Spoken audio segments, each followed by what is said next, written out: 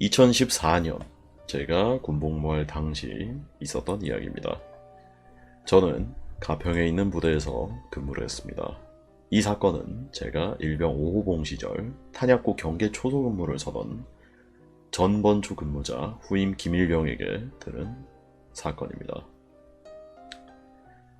야, 일어나! 근무 가야지. 김일병은 불침번 근무자이자 고참인 신상병이 깨워서 잠에서 일어났답니다. 밖에서는 비 내리는 소리가 유난히 시끄러웠던 날이었죠. 근무 시간은 새벽 2시에서 4시까지 가장 피곤하고 가장 졸린 시간대. 네 소대가 번갈아가며 한 달에 한 번씩 서는 탄약고 근무였습니다. 탄약고는 언덕 쪽에 위치해 있었기에 투입 시간보다 훨씬 일찍 일어나야 했죠. 그런 탓에 다들 탄약고 근무를 서는 날이면 매우 싫어했습니다. 거기다가 비 오는 날이라니 그야말로 최악의 근무였습니다. 비 오는 날이면은 우비를 써야 됐는데 김일병은 계급에서 밀리다 보니 좀 살짝 찢어진 우비를 받았더랍니다. 그렇게 올라온 탄약고에서 도착해 근무에 투입을 했습니다. 고참과 같이 서는 근무. 고참은 초소 안에 들어가서 쉬고 짬이 안 드는 후임은 밖에 서서 감시하는 당연스러운 전개가 흘러왔습니다. 10분, 30분, 1시간. 시간은 흘러가고 김일병은 그저 멍하니 비가 추적추적 내리는 탄약고 언덕길을 보고 있었답니다. 1시간 20분가량 흘렀을 무렵 김일병이 그 언덕에서 보면 안 될 것을 보고 말았습니다. 비가 흘러내리는 언덕을 무언가 꾸물꾸물 올라오고 있었습니다.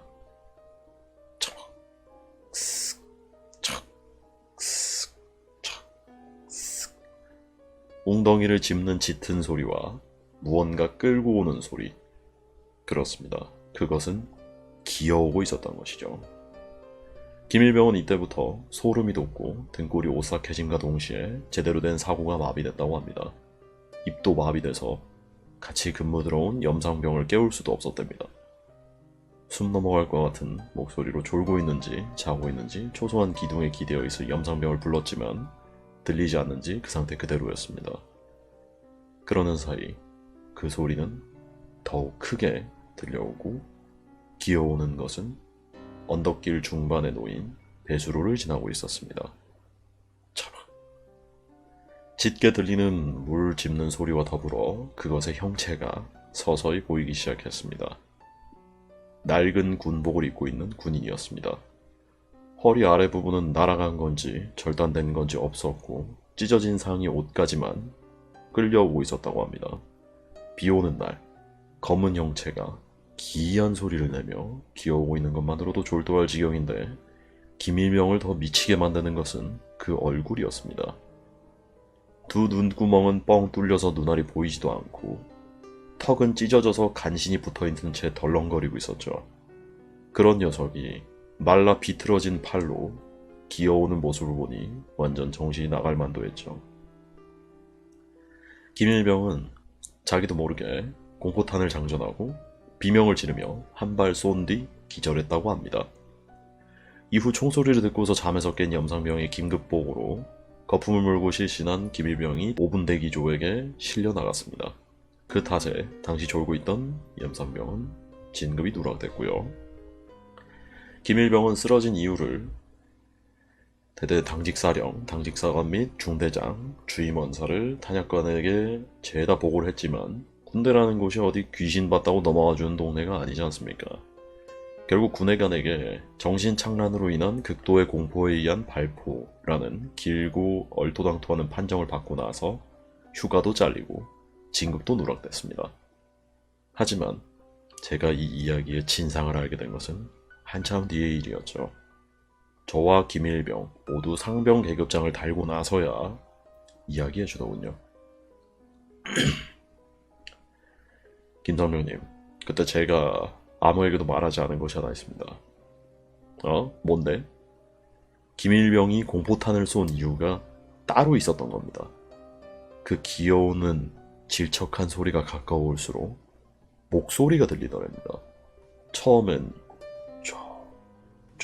하고 들렸는데 얼굴이 보일 정도로 가까이 오니 무슨 말인지 겨우 알아들을 수 있었습니다.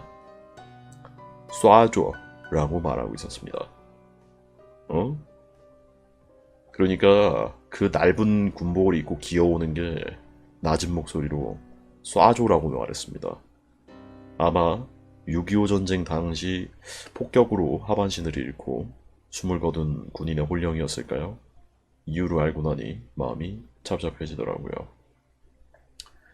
군 복무하던 도중 전쟁의 참혹함을 다시금 뼈에 새겼던 순간이었습니다. 1700년대 초반 기괴하고 섬뜩한 이야기로는 한간에 돌았던 소문 중에 속칭 연매라고 불리는 끔찍한 물건에 대한 것이 있다.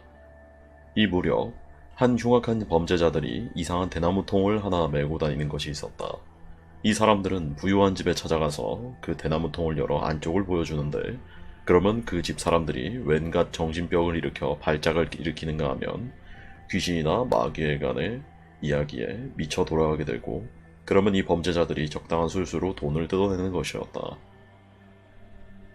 대나무통 안에 무엇을 넣어놓는가에 대한 설명은 다음과 같다. 이 자들은 우선 남의 집에서 몰래 어린아이를 훔쳐온다. 그리고는 사람들이 찾을 수 없는 깊은 곳에 어린아이를 가두고 우선은 굶긴다. 그러면 아이는 점차 말라가게 되는데, 아이에게 아무것도 먹이지 않는 것이 아니라 매우 맛있고 중독되어 빠져들 만한 음식을 아주 조금씩만 먹인다. 그러면 아이는 점차 배고픔에 괴로워하며 음식을 극도로 원하게 되고, 한편으로는 점점 온몸이 바싹 마르고 몸이 줄어들게 된다. 그러는 동안 아주 맛있는 음식을 아주 조금씩만 먹인다. 그러다가 이 아이가 죽기 직전까지 버틸 수 없을 만큼 흉측할 정도로 마르게 되면 조금씩 먹이던 음식을 한 움큼 대나무통 중앙에 넣어서 아이에게 준다. 그러면 아이는 그 음식을 먹으려고 사력을 다해 대나무통 속으로 기어 들어오는데, 아이의 몸이 매우 마르고 작아진 상태이기 때문에 무척 작은 대나무통 속에 억지로 온몸을 구겨 넣어 끔찍한 몰골로 대나무통에 들어가자 무시무시한 모습으로 박혀있게 된다. 그러면 바로 그 순간에 날카로운 칼로 번개처럼 아이를 찔러 그 모습 그대로 안에 들어가서 죽게 만든다. 그러면 좁은 통 속에 마른 아이가 끔찍한 몰골로 들어차 있는 연매가 완성되고 대나무통을 뚜껑에 닫아 들고 다니는 것이다. 개소름, 개무서워. 이게 뭐야? 극혐. 이게 뭐야? 어우, 연매. 어우. 그렇지, 귀신이라기보다는 이제 끔찍한 그런 거지.